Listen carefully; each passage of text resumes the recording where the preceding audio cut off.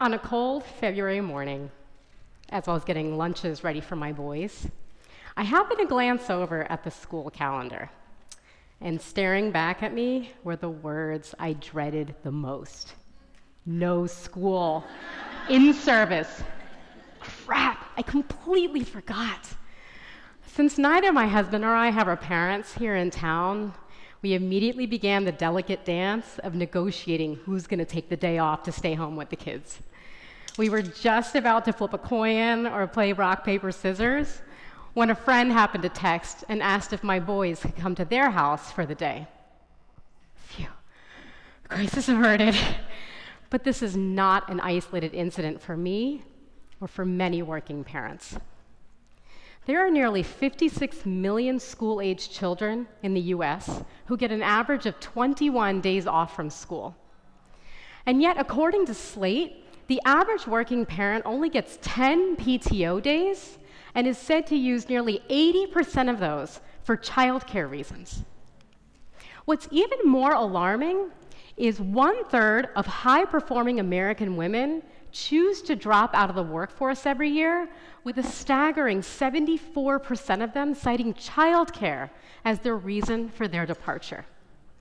Now, this last statistic really resonates with me because I'm one of those women.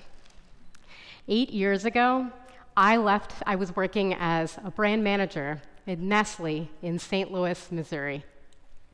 I loved my job, I loved my company, I loved my career trajectory. But then, this happened, and everything changed. I know, he's really cute, right?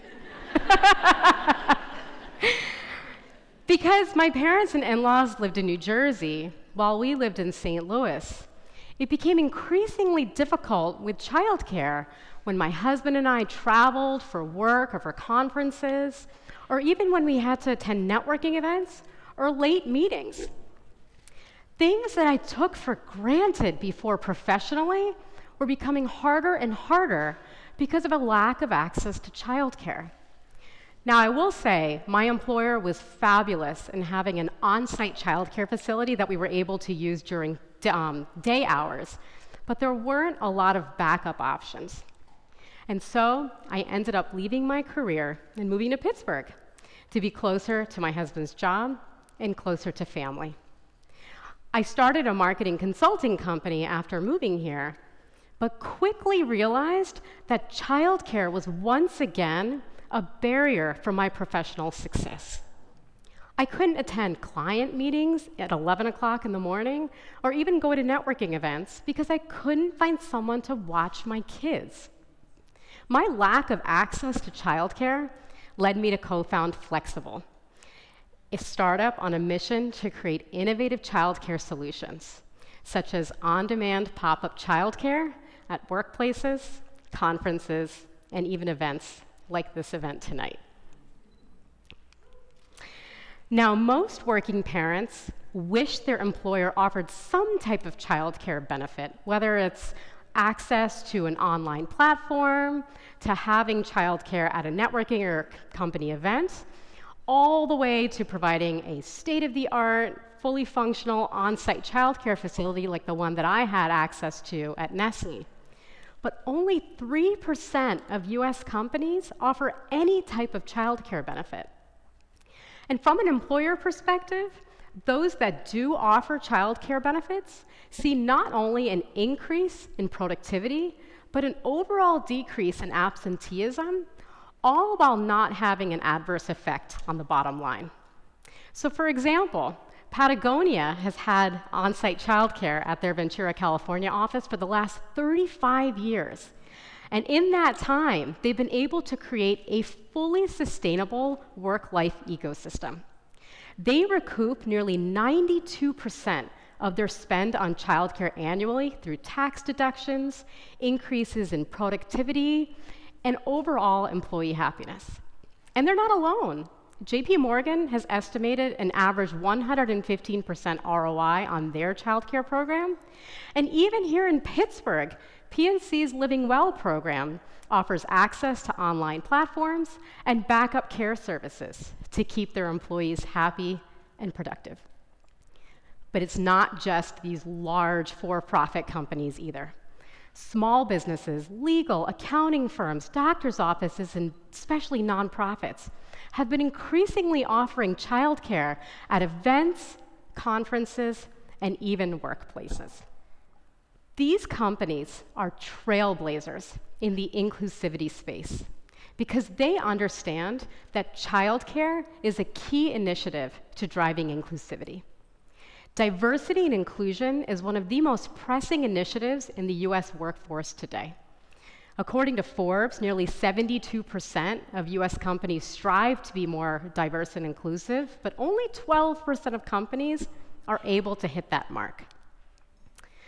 A top executive at Deloitte calls inclusion taking people with diverse backgrounds and saying, we're going to create an environment where people feel valued and connected so they can bring their authentic selves to work. And many companies are offering benefits for working parents, such as flex time or telecommuting options, in order to accommodate their needs and schedules. And while flex time is great, it's still not solving the problem. Flex time has been shown to contribute to the motherhood penalty. Women are 2 times as likely to take advantage of flexible time and flex options than their male counterparts at work. And working flex or reduced hours typically leads to wage reductions, which directly affects the gender wage gap. In short, flex time can lead to a heavier economic penalty for women. But why is it that women take advantage of flex time more? Because childcare issues affect women disproportionately. Women still handle 90% of the child-rearing responsibilities, from sick days to doctor's visits, PTA meetings, and school closures. And because of these and other reasons, nearly 42% of those high-performing women who leave the workforce every year do not return to the workforce.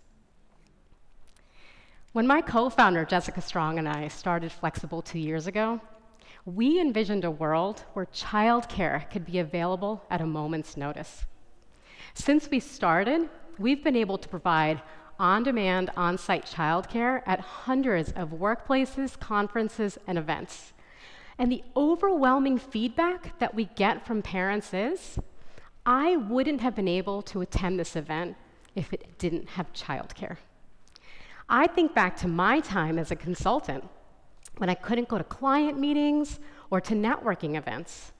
And I think if childcare had been available at every event that I went to, how would that have affected my professional success? So many companies in the US strive to be more inclusive and create an inclusive culture. But what if their definition of inclusion was supporting working parents in more ways than just offering flex time? Imagine if our work ecosystem could include childcare as a key initiative for inclusivity at every professional step. So the mom who left her career several years ago could bring her kids to the networking event, and she could potentially meet a future employer. She could bring her kids to interview at this company, and she could see that this is a company that's willing to give her a path back to a fulfilling career. And when she walks in on her first day of work, after dropping her kids off at the on-site childcare, she'll know that this is a company that is truly invested in creating an environment where she can feel valued and connected, so she can bring her authentic self to work. Thank you.